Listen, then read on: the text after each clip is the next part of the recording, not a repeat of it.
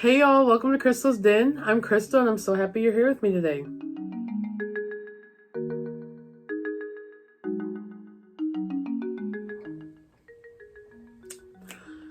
Alrighty, so thank you all for checking out my last video, 8 tips for beginner gardeners. I appreciate the feedback and the comments that I got on it. And even if you're not a beginner gardener, I still think it'd be a great video for you to watch. I had a couple people tell me that they learned something new and they had been gardening for a while. So yeah, great video for everyone and anyone. I will link it below. And also, if you haven't checked out my 2-part compost video, go ahead and check that out too. Also will be linked below. And don't forget to comment, like, subscribe, and share. Alrighty, so I wanted to bring our focus to our indoor babies and talk about houseplants. I've had a couple people ask me, what will be some good like houseplants for beginners? And this is a video that I've been wanting to do. So yeah, we're gonna get into that. A little bit about how I got into houseplants. So I mentioned my great friend Emma in the last video. She was so helpful and supportive of me whenever I was starting out gardening, like big gardening last year. And she also was the one who got me into houseplants. She ended up giving me a pothos cutting to propagate, and propagation is just putting a plant cutting in water, letting the roots grow, and then transferring it later to soil. And so I have this pothos cutting, and it was just really nice just to watch the roots grow and just have greenery in my space. I ended up going and buying some plants from Lowe's from the clearance section. And I will be honest, a lot of those plants that I bought at the beginning died just because I was learning about maintenance, I was learning about care, I was learning how to take care of them.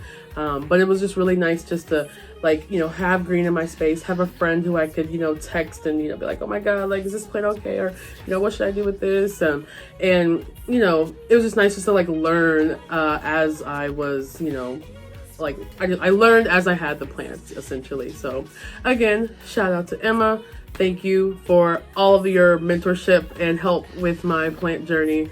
And this is the pothos today, the one she gave me. It is now, it's growing. I had it in a low light situation, like in my room, so it wasn't growing as much, but now I have it in the front room and it's growing a lot.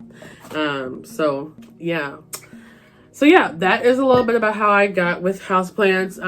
Again, lots of trial and error, like with anything, but it's been so great. And now I have over, I believe, 50 plants in my house. I just love them. So on to you. Now, I want to give 5 plants that I think are really great for beginners.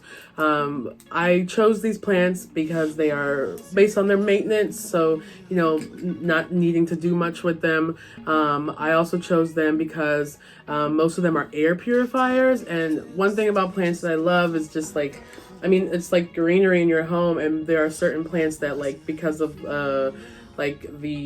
just because of their consistency and makeup, they are just really great at clearing the air and cleaning it up. So and these plants that I'm gonna recommend, I'm recommending them based on my experience and what has worked well with me for me. There are definitely other great easy maintenance plants, but these are the ones I'm gonna focus on today.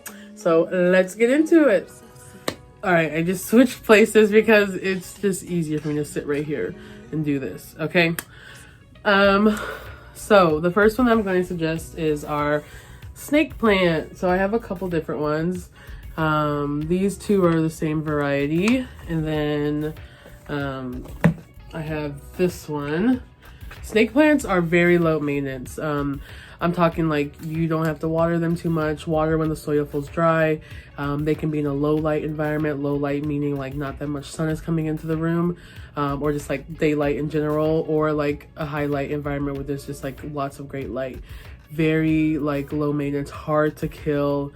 I went on, when I was teaching, we went on holiday break, and I left my big snake plant in the at school for 2.5 weeks. And when I came back, it was fine. Whereas another plant I had left it there for a week and it died. So these are very, very sturdy. If you find yourself being someone like, like what if I forget about it, or like, you know, I don't have that much light in my wherever I'm living, like it's okay. This one is going to be a good one for you. So again, this is our snake plant. Another name is like Mother Lost Tongue. It's part of the Sansevieria family. So yeah, very good option. So, also it's an air purifier. Hell yeah, baby. Okay, so another great one is going to be our pothos. So this is a pothos that I have. A really nice lady gave it to me. We also have the pothos that Emma gave me. That's another great variety. There's a lot of different varieties of pothos. These are golden pothos. Both those are going to be like a nice hanging plant. And also it can climb. So if you like you know, stake it and like train it, it'll like climb up. They can thrive in low light. They can thrive in like a bright light room. Water when the soil feels dry. Also an air purifier. You know, not much you gotta do to it. Just kind of like let it do its thing, you know? So also a really great one for beginners. And then the next one I'm going to mention is our Dracaena. So Dracaenas, they come in a lot of different varieties. I have like 4 different ones. Here's one. I need to cut off some of these yellowing parts. This is another one. Oh shit.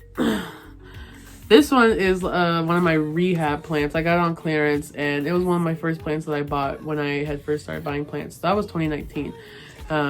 And the middle part of it actually was gone, and so I just thought the plant was going to die because it didn't have the middle, but then it ended up growing back, and now it's thriving. So I'm hella happy about this. So yeah, this is also Dracaena. And this one is also a Dracaena. And these are going to be really low maintenance because like you water them when the soil feels dry as well. They can tolerate low and high light. I have mine in bright light rooms, but I read that they can also be in low light, so that's good. The difference really with the light, like some plants really need that intense light.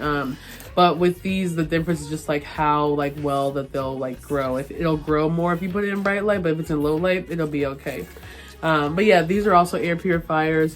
Really great. Yeah, I think that's, I have one up there too. I'll show y'all that one too. Really great to just like have. They're really cute. Low maintenance again, like only water when the soil feels dry, and yeah, you get that great air purification. So yeah, that's our Dracaenas.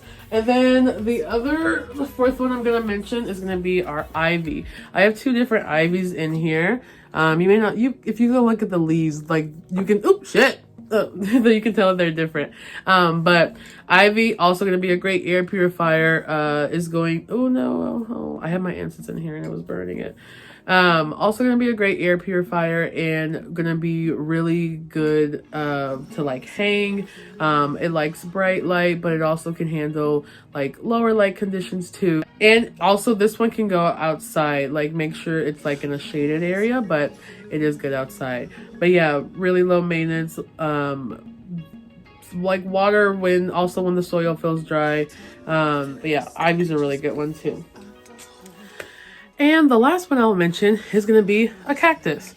Cacti are really easy to grow. They're succulents.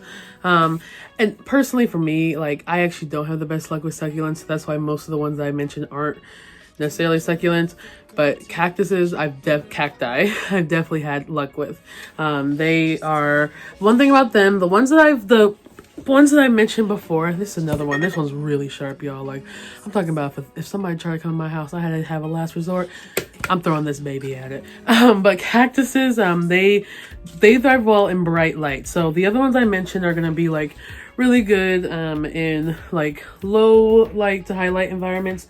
But cacti are going to be really great. Like, you want to give them as much light as possible. So like, you know, near a window, or like I have like this one in and this one are in front of windows. And I also have this one, which is a Christmas cactus. I really like these. And I'll show you a couple other ones that I have that are in the same variety that are Christmas cactuses as well. But yeah, cacti are going to be really easy to grow. Water when the soil is absolutely dry. And just put it in a nice bright location and you're going to be good to go. So those are 5 plants that I think are going to be Really great for beginners. Now, a couple things to think about whenever you have plants. One is the soil you have. You want to make sure the soil is well draining. Well draining just means that like when the water goes, like you're not just having water sit in the soil or just sitting at the top or at the bottom, but like it could easily flow through, and you know it's enough for the roots to get you know, nice and gulp gulp gulp gulp gulp, but like you're not like drowning your plant. So having well draining soil, you know, just means adding things like perlite to your soil or charcoal,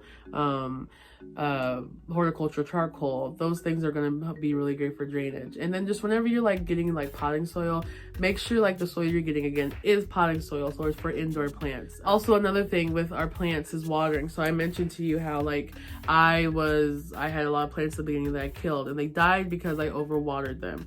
I was thinking, oh, like plants need water, like they need to drink. Yeah, so let me water these bitches. No, honey, no. You only water them when they need it. So, you know, when the soil looks dry, when you put your finger, you know, they'll tell you a little fingertip trip, and you put your finger in there and there's soil on it, then it don't need no water. If there's no soil, it needs water. So don't overwater your plants. Please, please, please, please, please, please. Do not overwater your plants. So again, we want well draining soil. We don't want to overwater the plants. Also the light conditions. I mentioned some of these like, oh, that they're good in low light or like high light. Definitely like consider that with all the plants. Whenever you get a plant, it'll tell you the care guide and what kind of light it can give. And even if you research it, it'll say like, oh, it'll be able to like, you know, handle this type of light or that type of light. But like listening to that is important, especially when you see its growth. There are some plants like my palea, like I had a palea and it was like not growing, and it was just like it was dying essentially, and it was because I didn't have it in a bright enough spot. Once I put my palea next to the window, baby, it shut off. Oh shit, I switched it up on you again. Okay, I wanted to add a couple more things with the lighting. I saw a really great tweet that I'm gonna show you, and essentially it says like, put your plants where they want to be and not where you want them to be. Like these plants, they come from sometimes tropical environments, sometimes dry environments, sometimes humid environments, you know. And so these are things we have to think about when we place them in our home.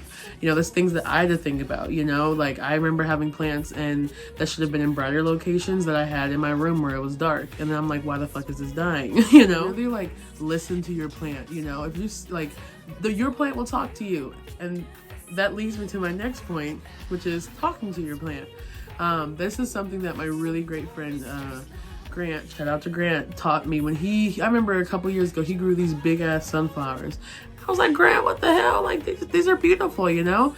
And I had never grown at that point. And he was like, yeah, like, just do some dirt, put the sunflowers in there. He was like, but I literally talked to them. He was like, Crystal, you have to talk to them.